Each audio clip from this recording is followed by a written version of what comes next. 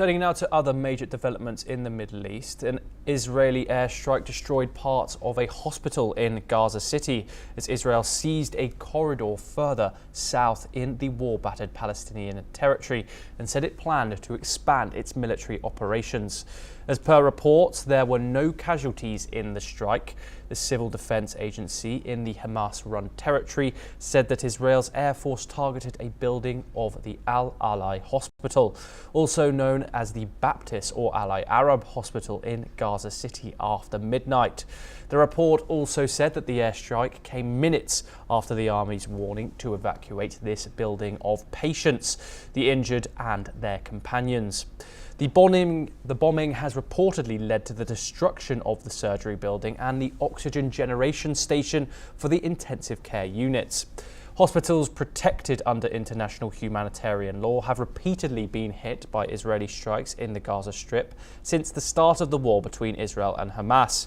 On Saturday, Israel announced it has completed construction of a new security corridor that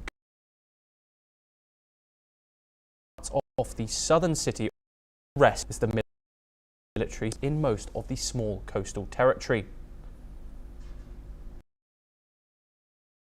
Europe now, where the UK government has taken control of British Steel after emergency legislation passed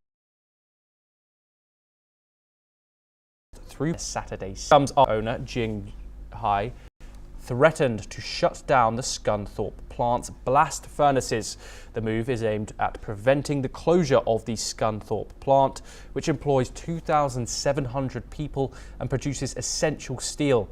Business Secretary Jonathan Reynolds confirmed that nationalisation of the plant is likely, with the government prepared to pay a fair market rate, plant's market value being close to zero. Prime Minister Sir Keir Starmer emphasised the importance of the steel industry for Britain's economy, calling it the backbone of our infrastructure. He assured steel workers that all options are on the table to secure the industry's future. Emergency law grants the government sweeping powers to ensure production continues, including the ability to forcibly enter the plant if necessary. Jingai, the plant's Chinese owner, will retain ownership for now. Let's have a look at what the House of Commons and the Trade Secretary have said. That a message has been received from the Lords as follows. Free to the steel industry, special measures bill without amendment.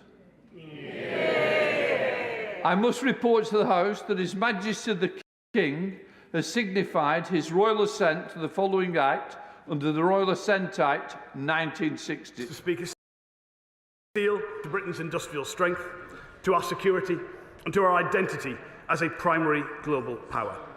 Today's legislation will help ensure that we can retain that here in the UK, both now for British workers' security, for British industry's future, and without hesitation, and for the workers of British Steel. This action today is essential, and I commend this bill to the House.